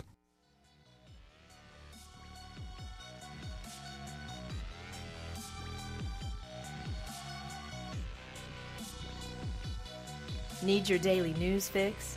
Don't forget to tune in to Conduit News Radio with Paul Harrell. I mean, I'm sure everybody knows this, but the playoffs, I didn't know until this morning because, I don't care as much, but I guess you've got the playoff situation is Alabama, Clemson, Notre Dame, and Oklahoma. And do what? I mean, it is weird that, you have somebody like Notre Dame. I guess everybody knows what Notre Dame is going to do in this playoff. They're going to Notre Dame because that's what Notre Dame does. It's always this is just my opinion, but it's always all of the hype, and then they never perform on the stage that they're supposed to perform on to be the elite program. And yet the next year, as long as they go undefeated, we can't leave Notre Dame out of the situation. We can't leave Notre Dame out of the equation. And so it's just a little frustrating. But I will tell you that game, with the Georgia-Alabama game, was just absolutely fantastic. And apparently the ratings for it were just through the roof. So, have you heard about the I forget which betting site it is, but there's a betting site that is already paying out the bets that were made at the beginning of the year for Alabama winning the whole thing. Yeah, well, I mean, that's the thing. Before it even happens, they're paying out bets. We'll see. I mean, I don't know. I think people who aren't diehard Alabama fans are going to be rooting against Alabama just because they're the Titanic. They're the unsinkable ship. I mean, and that's the claim essentially being made. The greatest college team ever assembled. Those are the things that you're hearing in the sports world. So we shall see. How many of your friends, though, actually care more about sporting teams and the bread and the circuses than they do about how we actually govern ourselves? Anybody out there? Does anybody out there look? I love football. Love it. Love to watch it. I used to really, when I was younger, obsess over it. I mean, whether or not a team won or lost might affect my entire weekend. And it's like, wow, that's really, that's stupid. It was so stupid of me and juvenile of me. But there's still people like that. And I don't know. Sometimes I felt like when I first started broadcasting, one of the things that I would always say is that you have people who are more concerned with, their Starbucks coffee, right? Making sure that that's right, being first in line at Starbucks, not having to wait too long, and their favorite sports team winning. They're more concerned with that than they are about other things in life that have far more far-reaching consequences. Like, I don't know, the erosion, and this sounds so dorky. If you say this to somebody who doesn't really know what's going on, but I don't know, the erosion of a positive business climate in your country, the erosion of your personal freedoms and liberties that are not intuitive, so you don't really even know that you don't even know the benefits of them until they're gone, and then when they're gone, it's too late. The tendency of men to be able to pat themselves on the back and get away with more than they would if they're in a group rather than if they were by themselves. The overwhelming concept that our government here in America, they counted on man trying to oppress other men and use power to do it, which is why they gave the government enumerated powers and not all power. I mean, that stuff to me, that's the stuff that we are losing. And we've continued to lose because of a lack of education. And a lot of it has to do, I know listen to me, I'm, some sort of, I don't know, a fuddy-duddy. But, it's bread and circuses. It's bread and circuses. It's distraction. And really and truly, if you think about in terms of college athletics, who's funding it? The government. I think that point is lost on a lot of us much of the time. It's the government that actually state tax dollars that go to fund these state universities that end up entertaining the entire country. And that's exactly what was happening in Rome with the bread and the circuses. Just something to think about. Hey, folks, James Comey kind of threw a fit. He filed a lawsuit against the subpoena power of Congress, wanting him to testify behind closed doors. And apparently now he has ended that legal battle, announcing that he will testify behind closed doors a week after receiving assurances that a transcript of his interview will be released to the public. So he's gotten some assurances that a transcript of his interview will be released to the public. Now, does that then mean that he won't be able to be asked sensitive questions? Surely the transcript can be redacted, right? Because a lot of people thought that the reason Comey didn't want to testify behind closed doors is so he couldn't be under oath and be asked very sensitive questions. You understand? A lot of people thought that he just didn't want to have to ask all of the stuff, answer for all of the stuff that he's done. And hide behind sources and methods or sensitive intelligence and that sort of thing. Comey's announcement brings, according to the Daily Caller News Foundation, brings to an end a short-lived standoff over the former FBI's chief congressional testimony. Republicans on the House Judiciary and Oversight and Government Reform Committee subpoenaed Comey on November 21st to appear for a closed-door deposition on December 3rd. That would be today. Comey sought a public hearing, claiming in a court filing Thursday that he feared selective leaks from Republicans. But in an emergency court hearing Friday, Comey's attorneys acknowledged that the request to quash the congressional subpoena was unorthodox, suggesting the motion had little chance of succeeding. Comey wrote Sunday on Twitter that he was grateful for a fair hearing from the judge. He said that he will testify in the dark, but that Republicans had agreed he is free to talk when done and transcript released in 24 hours. He says, "This is the closest I can get to a public testimony," he wrote. What a massive disappointment James Comey is. And just a massive disappointment. I remember when James Comey testified against Alberto Gonzalez over the Patriot Act and the Fourth Amendment. And now I know it wasn't a principled thing. It was just because he was essentially, I know he claims to be a Republican or used to, but I mean, he was just in bed with he's a deep stater, and that's what it appears that he is at this point. So, and when when you're presiding over the FBI and you're writing an exoneration letter for Hillary Clinton before you've even interviewed her, that's something that you would want to cover up. And there is no greater virtue signaler in the world right now than James Comey. Very frustrating. Hey, Joe, you know who I saw? I was out. I went out to eat over the weekend, which is a very rare thing for me to do. And we need to talk about these shirts. I saw one young lady or young girl with a shirt that said "Girls Never Quit," and I kept my mouth shut. But I wanted to be like, oh, that's not true. And if you had a shirt that said "Men Never Quit," that's not true either. We need to talk about that. Why the need? Girls never quit. Why the need to tell your kids something that's not true? Well, I want to teach the importance of not quitting. Well, you can do that without getting them to wear slogans on their T-shirt that are easily proven false. Reality versus perception. Let's keep people grounded. Or you could just get a participation trophy.